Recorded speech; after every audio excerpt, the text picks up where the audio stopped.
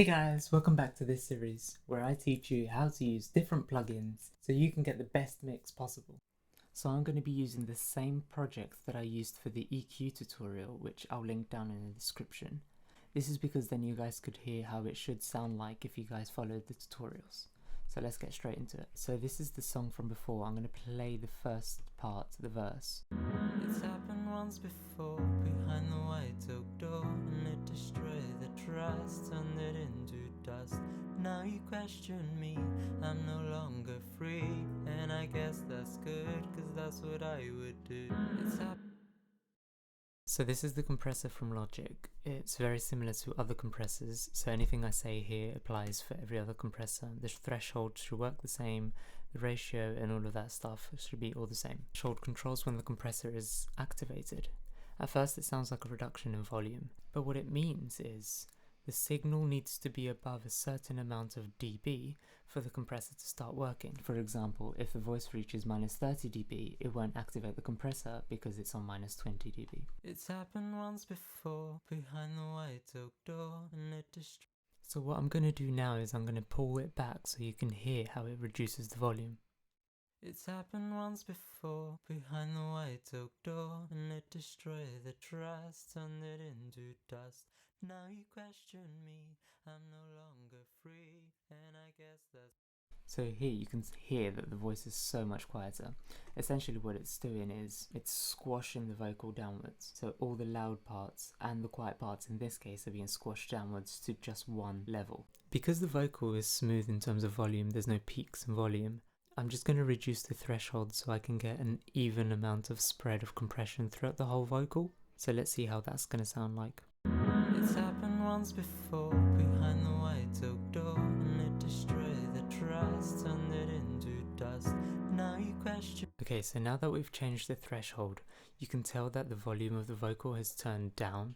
So we need to go into the compressor again, to the makeup gain area, and then we can turn it up. As you can see there, it's roughly reduced it by 3 dB, so I'm going to have to turn the makeup gain by 3 dB. The reason I do this is so it can get back to the original volume it was at. Do this by bypassing the plugin to see if it sounds the same in terms of volume as before.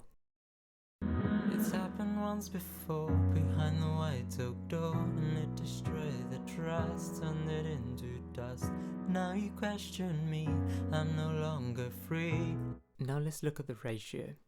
The ratio controls how much it squashes the audio by. So in this case, a 2:1 ratio. What this means is that you have to go 2 dB over the threshold to get 1 dB of compression. So if you push past the threshold by 10 dB, it actually will be cut down by 2 dB on a 2:1 ratio. But then if you go to 20:1, for example, you have to go 20 dB above the threshold to get 1 dB out. You want a gentle ratio on all the words to make it more consistent. If you have a very dynamic vocal in terms of volume, then you want to have a stronger ratio so that you can pull down those loud parts. If it's quite constant though, then you want a gentle ratio, just so you can smooth everything out.